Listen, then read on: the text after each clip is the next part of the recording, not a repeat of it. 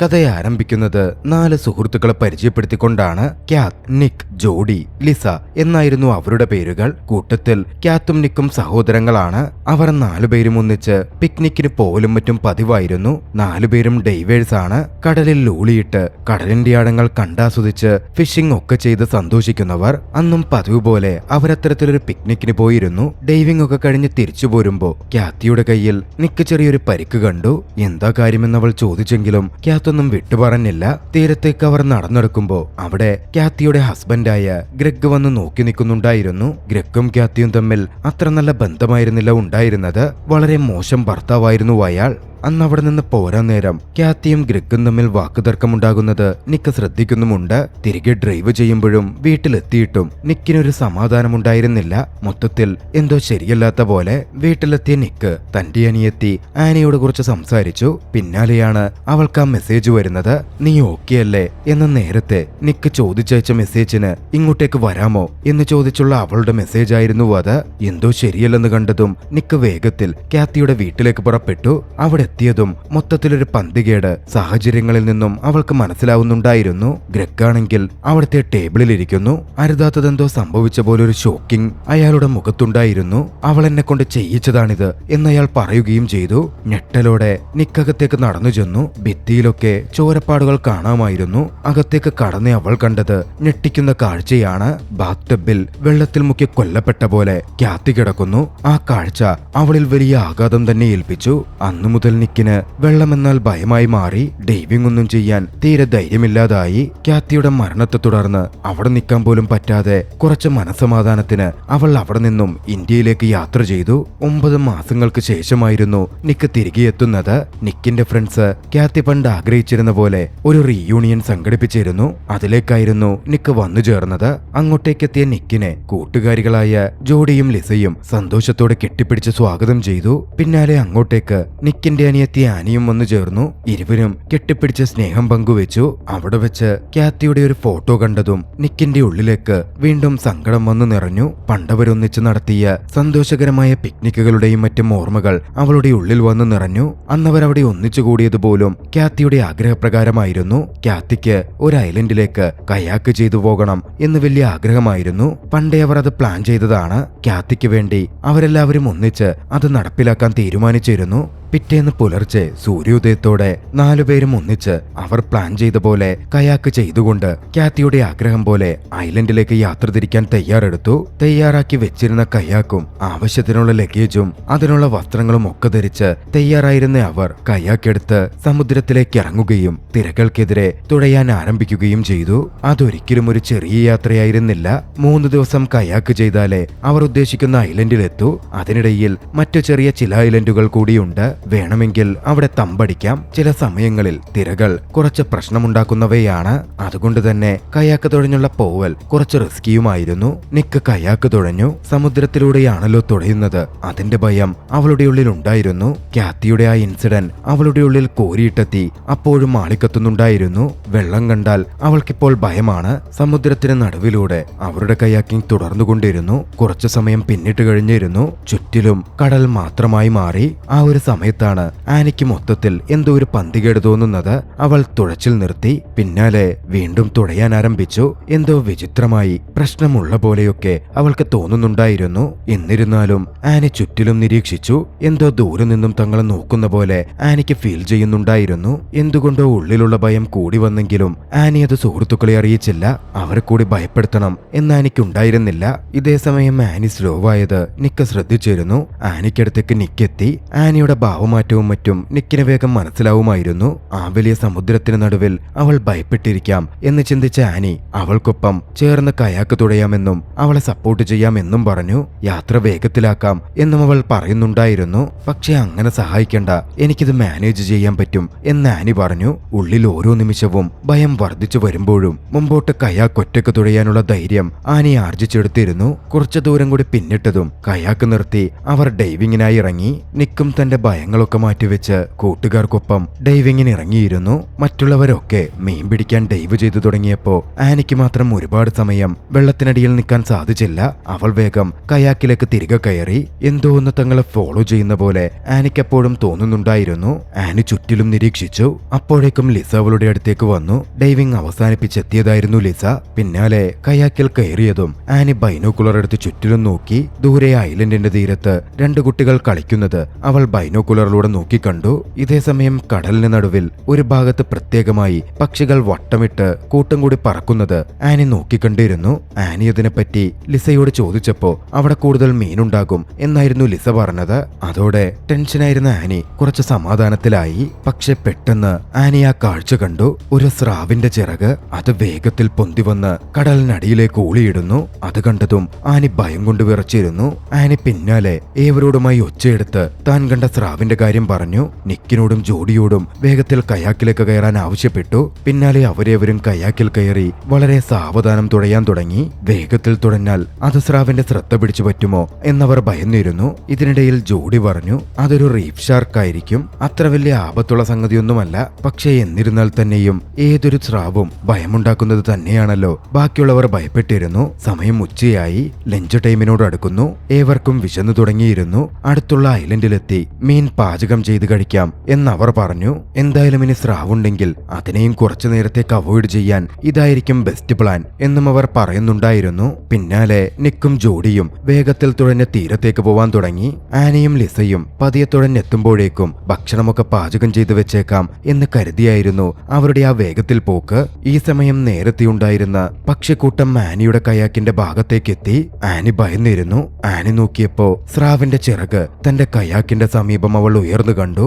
ഏറെ ഭയന്നിയവൾ വേഗത്തിൽ തുഴഞ്ഞ് ലിസയുടെ അടുത്തേക്കെത്താൻ ശ്രമിച്ചു. പക്ഷെ പെട്ടെന്ന് ഭയന്നതുകൊണ്ട് അവളുടെ കയ്യിൽ നിന്ന് തുഴ തന്നെ താഴെ വീണിരുന്നു. പക്ഷേ ഭാഗ്യവശാൽ അത് മുങ്ങിപ്പോകുന്നതിന് മുമ്പ് അവൾക്ക് കയ്യെത്തി പിടിച്ചെടുക്കാൻ പറ്റി. പക്ഷേ തൊട്ടു പിന്നാലെ അവളുടെ ശ്വാസം തന്നെ നിലച്ചുപോയി. കാര്യമെന്തെന്നാൽ നേരത്തെ കണ്ട സ്രാവ് അവളുടെ കയാക്കിന്റെ നേരെ താഴെ എത്തിയിരുന്നു. ഏറെ ഭയന്ന ആനി ലിസയെ സഹായത്തിന് ഉറക്കെ വിളിച്ചു. പക്ഷേ അതിനോടകം കുറച്ചു ദൂരേക്ക് എത്തിയിരുന്ന ലിസ ആനി വിളിച്ചത് കേട്ടിരുന്നില്ല. പിന്നാലെ ആ വെള്ളസ്രാവ് ആനിയുടെ കയാക്കിനെ കടന്നാക്രമിച്ചു. കയാക്കിൽ സ്രാവ് കടിച്ചതും കയാക്ക് മറിഞ്ഞ് ആനി വെള്ളത്തിലേക്ക് വീണു. അപ്പോഴേക്കും ആനിയുടെ അലർച്ച ലിസ കേട്ടിരുന്നു. ലിസ തിരിഞ്ഞു നോക്കി. ആനി കയാക്കിൽ നിന്ന് താഴെ വീണ കാഴ്ച കണ്ടു. കയാക്ക് തിരിച്ച് അങ്ങോട്ടേക്ക് തുഴയാൻ ആരംഭിച്ചു. പക്ഷെ ലിസ വേഗത്തിൽ ആനിക്കടുത്തേക്ക് കയാക്ക് തുഴഞ്ഞെത്തുന്ന അതേസമയം സ്രാവ് ലിസയുടെ കയാക്കിനെയും കടന്നാക്രമിച്ചിരുന്നു. ലിസയും കടലിലേക്ക് വീണു. ആനിക്കടുത്തേക്കാണ് സ്രാവ് പോകുന്നത് എന്ന് കണ്ടതും ലിസ ആനിയോട് അലറി വിളിച്ച് ആ കാര്യം പറയാൻ തുടങ്ങി. ഇതേ സമയം മുമ്പോട്ട് പോയിരുന്ന നിക്കും ജോഡിയും പിന്നിൽ നടക്കുന്ന കാഴ്ച കണ്ടിരുന്നു. അവർ വേഗത്തിൽ കയാക്ക് തിരിച്ച് സഹായത്തിനായി തുഴഞ്ഞെത്താൻ തുടങ്ങി. സ്രാവ് ആനിക്കടുത്തേക്ക് പാഞ്ഞു വരികയായിരുന്നു. ആനിയാണെങ്കിൽ കയാക്കിലേക്ക് പിടിച്ചു കയറാൻ നോക്കുന്നു. പക്ഷേ ആനി കയാക്കിലേക്ക് പിടിച്ചു കയറുന്നതിന് മുമ്പ് സ്രാവ് ആനിയുടെ കാലിൽ കടിച്ചു. എന്നിരുന്നാലും ഒരു തരത്തിൽ കയാക്കിന്റെ മുകളിലേക്ക് കയറാൻ ആനിക്ക് സാധിച്ചിരുന്നു. ഇത് കണ്ടു ഭയന്ന് ലിസയാണെങ്കിൽ പതിയെ നീന്തി ആനിക്കടുത്തേക്ക് എത്താൻ ശ്രമിച്ചുകൊണ്ടിരുന്നു. കുറച്ചു നേരത്തേക്ക് സ്രാവിനെ കാണാത്തതുകൊണ്ട് അവർ അല്പം സമാധാനിച്ചിരുന്നു. പക്ഷെ പെട്ടെന്നായിരുന്നു അത് സംഭവിച്ചത്. സ്രാവ് ലിസയെ ആക്രമിച്ചു. ലിസയുമായി കടലിന്റെ ആഴങ്ങളിലേക്ക് ആ സ്രാവ് പോയി മറിഞ്ഞിരുന്നു. ആനിയും ജോഡിയും നിക്കും ആ കാഴ്ച കണ്ട് ഭയന്നു വിറച്ചു നിന്നു. വൈകാതെ സ്രാവ് തിരികെ എത്തുമെന്നും അതിനു മുമ്പ് ഐലൻഡിലേക്ക് എത്തണം എന്നും ബാക്കിയുള്ള 3 പേരും തീരുമാനിച്ചിരുന്നു. ലിസയ്ക്ക് വേണ്ടി ആ അവസരത്തിൽ മറ്റൊന്നും ചെയ്യാൻ അവർക്ക് പറ്റുമായിരുന്നില്ല. ആനിയുടെ കയാക്ക് വേഗത്തിൽ നേരെയാക്കി അവർ പോവാൻ തയ്യാറെടുത്തു. അപ്പോഴാണ് തീരത്ത് കളിച്ചുകൊണ്ടിരുന്ന 2 കുട്ടികളുടെ കാര്യം ആനി ഓർക്കുന്നത്. സ്രാവ് ആ കുട്ടികളെ ലക്ഷ്യമാക്കി അങ്ങോട്ട് പോയതായിരിക്കുമോ എന്നവൾ ഭയപ്പെട്ടിരുന്നു. അവരെ വാൺ ചെയ്യാൻ മുമ്പോട്ട് പോയ ജോഡിയുടെ പിന്നാലെ സ്രാവ് വന്നിരുന്നു. പക്ഷെ പുറകിലെത്തിയിരുന്ന സ്രാവ് പെട്ടെന്ന് അപ്രത്യക്ഷമായി. ജോഡി കുട്ടികളോട് സ്രാവ് വരുന്ന കാര്യം വിളിച്ചലറി പറയാൻ ശ്രമിച്ചെങ്കിലും കുട്ടികൾ അത് കേൾക്കുന്നുണ്ടായിരുന്നില്ല. 2 കുട്ടികളിൽ ഒരാൾ നീന്തി കരയ്ക്ക് കയറി. പക്ഷെ മറ്റൊരാളായ ഡെമി സമുദ്രത്തിലിട്ടിരുന്ന ചെറിയൊരു ചങ്ങാടത്തിൽ കയറി നിൽക്കുകയായിരുന്നു. ഡെമിയുടെ അമ്മ കരയിൽ നിന്ന് അതൊക്കെ നോക്കിക്കാണുന്നുണ്ടായിരുന്നു. ഡെമി വെള്ളത്തിലേക്ക് ചാടി കരയിലേക്ക് നീന്താൻ തയ്യാറെടുക്കുമ്പോ സ്രാവ് അപ്പോഴേക്കും ഡെമിയെ ചുറ്റിപ്പറ്റി അങ്ങോട്ടേക്ക് എത്തി. ഡെമി സ്രാവിനെ കണ്ടു. ഡെമി അമ്മയ്ക്ക് ആംഗ്യം കാണിച്ചതും കരയിലേക്ക് നീന്തി കയറാറായ തന്റെ കുട്ടിയെ അമ്മ വേഗത്തിൽ കരയിലേക്ക് കയറ്റിയിരുന്നു. ഡെമി പിന്നാലെ സ്രാവിനെ വെള്ളത്തിലേക്ക് ഊളിയിട്ട് നോക്കാൻ തുടങ്ങി. പെട്ടെന്നായിരുന്നു സ്രാവ് ഡെമിയെ കടന്നാക്രമിച്ചത്. ഡെമി മുമ്പോട്ട് നീന്താൻ തുടങ്ങി. സ്രാവ് പിന്നാലെ ഉണ്ടായിരുന്നു. ഭാഗ്യവശാൽ ജോഡി കയാക്ക് തുഴഞ്ഞെത്തിച്ചേരുകയും ഡെമിയെ കയാക്കിലേക്ക് പൊക്കിയെടുത്ത് തീരത്തേക്ക് എത്തിക്കുകയും ചെയ്തു. എന്നിരുന്നാലും സ്രാവിന്റെ കടിയേറ്റ് ഡെമിക്ക് സാരമായ പരിക്കേറ്റിരുന്നു. അധികം വൈകാതെ ആനിയും നിക്കും കൂടി തുഴഞ്ഞ് അതേ ഐലൻഡിലേക്ക് എത്തി. അവിടെ ഉണ്ടായിരുന്ന കുട്ടികളെയും അവരുടെ ഫാമിലിയെയും കണ്ടു. അവിടെ വെച്ച് സംസാരിക്കുമ്പോഴാണ് അവർ മനസ്സിലാക്കുന്നത് തങ്ങളുടെ ഹസ്ബൻഡ്സിനൊപ്പം ഐലൻഡിലെത്തിയ ഫാമിലിയായിരുന്നു അവർ. ഫിഷിങ്ങിനായി 2 ദിവസം മുമ്പ് അവരുടെ ഹസ്ബൻഡ്സ് പോയി. പിന്നീട് അവരെ കണ്ടുകിട്ടിയിട്ടില്ല. അവരിപ്പോൾ അവിടെ കുടുങ്ങിക്കിടക്കുകയാണ്. ആ ഐലൻഡിൽ ഫോൺ സിഗ്നലില്ലെന്നും ആരെയും വിളിക്കാൻ പറ്റിയിട്ടില്ല എന്നും അവിടെ ഉണ്ടായിരുന്ന ഒരു ലേഡി പറയുന്നുണ്ടായിരുന്നു. അതിനോട് ചേർന്ന് അടുത്തുള്ള ഐലൻഡിൽ ഫോൺ സിഗ്നൽ കിട്ടും. മാത്രമല്ല അവിടെ ജനവാസവുമുണ്ട്. അങ്ങോട്ടേക്ക് എത്തിയാൽ തങ്ങൾക്ക് സഹായം കിട്ടും. എന്നാൽ ലേഡി അവരോടായി പറഞ്ഞു, ഡെമിയെ സുരക്ഷിതയാക്കണമെങ്കിൽ വൈദ്യസഹായം കൊടുക്കണം. അതിന് അടുത്തുള്ള ഐലൻഡിലേക്ക് പോയേ പറ്റൂ. അതിനെന്താണ് വഴിയെന്നവർ നോക്കാൻ തുടങ്ങി. അവിടെയാകെ ഉണ്ടായിരുന്നത് ഒരു ചെറിയ ഫിഷിംഗ് ബോട്ട് മാത്രമായിരുന്നു. ആ ഫിഷിംഗ് ബോട്ടാണെങ്കിൽ അത്ര സ്റ്റേബിളുമല്ല. അതിൽ യാത്ര ചെയ്യുക എന്നത് കുറച്ച് റിസ്കിയാണ്. അത് ശരിയാവില്ല എന്ന് പറഞ്ഞ് നിക്ക് മാറാൻ തുടങ്ങി. നിക്കിന്റെ ട്രോമയും അതിനൊരു പ്രധാന കാരണമായിരുന്നു. ഉടൻ നാനി ഒരു ഐഡിയയുമായിട്ട് വന്നു. ബോട്ട് സ്റ്റേബിൾ ആക്കാൻ 2 കയാക്കുകൾ 2 വശത്തായി ചെങ്ങാടം പോലെ ചേർത്ത് കെട്ടാം എന്നവൾ പറഞ്ഞു. അത്തരത്തിൽ അവർ പ്രവർത്തിച്ച് ബോട്ടിനോട് ചേർത്ത് കയാക്കുകൾ കെട്ടി ബോട്ട് സ്റ്റെബിലൈസ് ചെയ്തു. ഇതേസമയം നിക്കും ആനിയും തമ്മിൽ വാക്കുതർക്കവും അരങ്ങേറുന്നുണ്ട്. ആനിയുടെ ഈ ഐഡിയ നിക്കിനൊട്ടും പറ്റിയിരുന്നില്ല. അതിന്റെ പേരിലായിരുന്നു അവർ തമ്മിൽ തർക്കം നടന്നിരുന്നത്. ആനിയുടെ ഫസ്റ്റ് സിറ്റുവേഷൻ ആണല്ലോ ഇത്തരത്തിൽ. ആനി ഈ ചെയ്യുന്നതും പറയുന്നതുമൊന്നും ബോധത്തോടെയാണോ എന്നൊക്കെയായിരുന്നു നിക്ക് ചോദിച്ചുകൊണ്ടിരുന്നത്. പോകുന്നതിനു മുമ്പ് കുറച്ച് ആയുധങ്ങളും അവർ ബോട്ടിലേക്ക് എടുത്തു വെച്ചു. പോകുന്ന വഴിയിൽ എങ്ങാനും ഇനി സ്രാവ് ആക്രമിച്ചാൽ ഒരു മുൻകരുതൽ എന്ന രീതിയിലായിരുന്നു അത്. ആനിയുമായി നടന്ന തീപിടിച്ച ഡിസ്കഷനൊടുവിൽ അവർക്കൊപ്പം പോവാൻ മനസ്സില്ലാ മനസ്സോടെ നിക്ക് സമ്മതിക്കുകയാണ്. അവർ മൂവരും പിന്നാലെ മുമ്പിലേക്ക് യാത്ര തുടങ്ങി. അവർ അടുത്ത ഐലൻഡിലെത്തി വിവരമറിയിച്ചാലേ ബോട്ടുമായി വന്ന് പരിക്കേറ്റ കുട്ടിയെയും ആ ഫാമിലിയെയും രക്ഷപ്പെടുത്താൻ സാധിക്കൂ. മൂവരും ആ ബോട്ടിൽ യാത്ര തുടങ്ങി. പക്ഷേ അധികം വൈകാതെ ഒരു പ്രശ്നം അവരെ തേടിയെത്തി. ബോട്ടിലുണ്ടായിരുന്ന ഓട്ടയിലൂടെ വെള്ളം അകത്ത് കയറാൻ തുടങ്ങിയിരുന്നു. അവർ വെള്ളം കോരിക്കളയാൻ ആരംഭിച്ചു. തൊട്ടു പിന്നാലെ അടുത്ത പ്രശ്നവും അവരെ തേടിയെത്തി. ബോട്ടിന്റെ മോട്ടോർ വർക്ക് ചെയ്യുന്നില്ല. നിക്കാണെങ്കിൽ ഞാൻ മുമ്പേ പറഞ്ഞതാണിതൊന്നും വേണ്ടെന്ന് എന്നൊക്കെ ബഹളമുണ്ടാക്കി പ്രശ്നം തീർക്കാൻ തുടങ്ങിയിരുന്നു. ആനിക്കും സഹി കെട്ടു. ആനിയും നിക്കിനെതിരെ ഷൗട്ട് ചെയ്തു. നിക്ക് എപ്പോഴും ഇതുപോലാണ്, ഇല്ലാത്തിൽ നിന്നും ഒളിച്ചോടും. ക്യാത്തിയുടെ മരണത്തിന്റെ സമയത്തും ഇതുപോലായിരുന്നു. അവൾ ഒന്നും നോക്കാതെ നേരെ ഇന്ത്യയിലേക്ക് പോയി. ക്യാത്തിയുടെ ഫ്യൂണറൽ ചടങ്ങിന്റെ കാര്യവും ബാക്കി കാര്യങ്ങളും ഒക്കെ നോക്കിയത് ഞാനും അമ്മയും ചേർന്നിട്ടാണ്. എന്തുത്തരവാദിത്തമാണ് നിക്കിതുവരെ നിറവേറ്റിയിട്ടുള്ളത്? എന്നിട്ടാണ് അവൾ എന്നെ ഉപദേശിക്കാൻ വരുന്നത്, ഉത്തരവാദിത്തത്തിന്റെ കാര്യം പറയുന്നത്. ആനിയുടെ വാക്കുകൾക്ക് വളരെയധികം മൂർച്ചയുണ്ടായിരുന്നു. ഒടുവിൽ ജോഡി ഇടയ്ക്ക് കയറി രണ്ടുപേരെയും സമാധാനിപ്പിക്കുകയാണ്. ബോട്ടിന്റെ എഞ്ചിൻ വർക്ക് ചെയ്യുന്നില്ലെങ്കിൽ ഒരു കാര്യം ചെയ്യാം, നമുക്ക് കയാക്ക് പോലെ തുഴഞ്ഞ് ബോട്ട് കരയിലേക്ക് അടുപ്പിക്കാൻ നോക്കാം. ജോഡിയുടെ സജഷൻ പോലെ അവർ പ്രവർത്തിക്കാൻ തുടങ്ങി. ഇരുവശത്തുമുള്ള കയാക്കിലിരുന്ന് അവർ ആ ബോട്ട് തുഴഞ്ഞു. പോകുമ്പോ ആനി വീണ്ടും കാര്യങ്ങൾ പറഞ്ഞു. ക്യാത്തിയുടെ മരണശേഷം എല്ലാ കാര്യങ്ങളും ഞാനായിരുന്നു നോക്കിയത്. ഡിപ്രസ്ഡായ അമ്മയെ നോക്കിയതും പോലീസിന്റെ കാര്യങ്ങളൊക്കെ ഡീൽ ചെയ്തതും ഒക്കെ ഞാനാണ്. നിക്ക് എപ്പോഴും ഞാനും കാത്തിയും വീക്കാണെന്നായിരുന്നു കരുതിയിരുന്നത്. പക്ഷെ യാഥാർത്ഥ്യത്തിൽ വീക്കായിട്ടുള്ള വ്യക്തി നിക്കാണ്, ഞങ്ങളല്ല. ഞങ്ങൾ എപ്പോഴും സ്ട്രോങ് ആയിരുന്നു. തന്റെ ഉത്തരവാദിത്തങ്ങളിൽ നിന്നും എപ്പോഴും ഒളിച്ചോടിയിരുന്നതും നിക്ക് മാത്രമായിരുന്നു. നിക്കിനും തന്റെ ഭാഗത്തെ തെറ്റുകൾ മനസ്സിലാവുന്നുണ്ടായിരുന്നു. പെട്ടെന്ന് പഴയ പക്ഷിക്കൂട്ടം അവരുടെ ഭാഗത്തേക്ക് എത്താൻ തുടങ്ങി. അപകടം വരുന്നു, സ്രാവ് വരുന്നു എന്ന് വിളിച്ചോതിക്കൊണ്ടായിരുന്നു അത്. തൊട്ടു പിന്നാലെ അങ്ങോട്ടേക്ക് സ്രാവ് പാഞ്ഞെടുത്തു. അവരുടെ ബോട്ടിനെ ആക്രമിക്കാൻ തുടങ്ങി. സ്രാവ് ബോട്ടിലിടിച്ച് ബോട്ട് ചെരിഞ്ഞതും ആനി നിലതെറ്റി നേരെ സമുദ്രത്തിലേക്ക് വീണു. ആ കാഴ്ച കണ്ടതും നിക്കിന്റെ ഉള്ളിലേക്ക് പഴയ ട്രോമ ഓടിയെത്തി. നിക്ക് പാനിക് ആവാൻ ആരംഭിച്ചു. ഭാഗ്യവശാൽ സമുദ്രത്തിൽ വീണെങ്കിലും ആനിക്കൊന്നും പറ്റിയിരുന്നില്ല. നിക്ക് ആനിയോട് സാവധാനത്തിൽ ബോട്ടിലേക്ക് നീന്തി കയറാൻ പറഞ്ഞു. പക്ഷേ ഈ സമയം സ്രാവ് വീണ്ടും എത്തി ആനിയെ കടന്നാക്രമിക്കുകയാണ്. ആക്രമണത്തിൽ പെട്ടെന്ന് ആനിക്ക് സാരമായ പരിക്കൊന്നും ഏറ്റില്ലെങ്കിലും അവൾ അബോധാവസ്ഥയിലേക്ക് പോയിരുന്നു. നിക്ക് പിന്നെ ഒട്ടും മടിച്ചില്ല. നേരെ സമുദ്രത്തിലേക്ക് ചാടിയിറങ്ങി ആനിക്കടുത്തേക്ക് നീന്തിയെത്തി ആനിയെ പൊക്കിയെടുത്ത് ബോട്ടിലേക്ക് എത്തിച്ച് രക്ഷപ്പെടുത്തി. ആനിക്ക് കടിയേറ്റിട്ടുണ്ടോ എന്നവർ പരിശോധിച്ചു. ഭാഗ്യവശാൽ ആനിയുടെ ലൈഫ് ജാക്കറ്റിലായിരുന്നു കടിയേറ്റത്.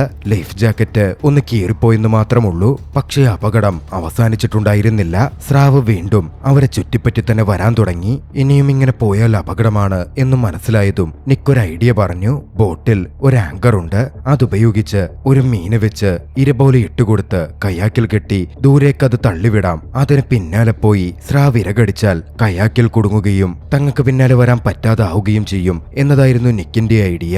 അവരുടെ ഐഡിയ വിജയം കണ്ടു. ഇരയെടുത്ത സ്രാവ് വെള്ളത്തിലേക്ക് ആഴ്ന്നു പോവാൻ തുടങ്ങി. വേഗത്തിൽ അവസരം മുതലാക്കി അവർ ബോട്ട് തുഴഞ്ഞ് മുമ്പോട്ട് പോവാൻ തുടങ്ങി. പക്ഷേ കുറച്ചു ദൂരം പിന്നിട്ടതും വീണ്ടും എന്തോ അനക്കം അവർ നേരിട്ട് കണ്ടു. ട്രാപ്പിൽ നിന്ന് രക്ഷപ്പെട്ട സ്രാവ് വീണ്ടും അവരെ ആക്രമിക്കാനെത്തുകയായിരുന്നു. ഇത്തവണ സ്രാവ് കൂടുതൽ രോഷത്തിലായിരുന്നു. ആക്രമണത്തിൽ ജോഡി സമുദ്രത്തിലേക്ക് വീണു. വേറെ അപകടമൊന്നും പറ്റാതെ ജോഡിക്ക് ബോട്ടിലേക്ക് തിരികെ കയറാൻ പറ്റി. അവർ വീണ്ടും തുഴഞ്ഞെങ്കിലും സ്രാവ് വീണ്ടും അവരെ ഫോളോ ചെയ്യുന്നുണ്ടായിരുന്നു. സ്രാവ് വീണ്ടും ബോട്ടിനെ ആക്രമിച്ചു. ബോട്ടിൽ കൂടുതലായി വെള്ളം നിറയാൻ തുടങ്ങി. പെട്ടെന്ന് നിക്കിന് മറ്റൊരു ഐഡിയ തോന്നി. ബോട്ടിൽ ഫിഷിംഗ് നെറ്റുണ്ട്. അതുപയോഗിച്ച് ആ സ്രാവിനെ കുരുക്കിൽ വീഴ്ത്താം. അതിനെ ആക്രമിക്കാൻ പറ്റാതെ നീന്താൻ പറ്റാത്ത അവസ്ഥയിലെത്തിക്കാം. അതിനുവേണ്ടി അവരൊന്നിച്ച് തയ്യാറെടുത്തു. സ്രാവ് എത്തിയതും നെറ്റ് സ്രാവിന്റെ മേലേക്കിട്ടു. പക്ഷേ അബദ്ധവശാൽ ആനിയുടെ ബാലൻസ് പോവുകയും നെറ്റിനൊപ്പം അവളും നെറ്റിൽ കുരുങ്ങി സമുദ്രത്തിലേക്ക് വീഴുകയും ചെയ്തു. സ്രാവിനൊപ്പം ആനിയും നെറ്റിൽ കുരുങ്ങിപ്പോയിരുന്നു. പിന്നെ നിക്കൊട്ടും മടിച്ചില്ല. ധൈര്യത്തോടെ സമുദ്രത്തിലേക്ക് എടുത്തു ചാടി. കടലിനാഴത്തിലേക്ക് വീണുപോയ അവരുടെ വെട്ടുകത്തിയെടുത്ത് ഉയർന്നു വന്നുകൊണ്ട് സ്രാവിന്റെ വയറ് മുറിച്ചു കീറി. സ്രാവിനെ വകവരുത്തി. നെറ്റിൽ കുരുങ്ങിയിരുന്നതിനാൽ സ്രാവിനും കൂടുതലൊന്നും എതിരാക്രമിക്കാൻ പറ്റുമായിരുന്നില്ല. ആനിയെയും വൈകാതെ നിക്ക് തന്നെ രക്ഷപ്പെടുത്തി. ശേഷം സുരക്ഷിതമായി ബോട്ടിലേക്ക് കയറിയവർ തുഴഞ്ഞ് അടുത്തുള്ള ഐലൻഡിലെത്തുകയാണ്. അവരേവരും സുരക്ഷിതരായി കഴിഞ്ഞിരുന്നു. പിന്നീട് കുറച്ചു മാസങ്ങൾക്ക് ശേഷം എല്ലാം സംഭവിച്ച ബീച്ചിലേക്ക് അവർ ഒരിക്കൽ കൂടി വന്നു. ഇത്തവണ അവർ വന്നത് ഒരു ടോം സ്റ്റോൺ സ്ഥാപിക്കാനായിരുന്നു.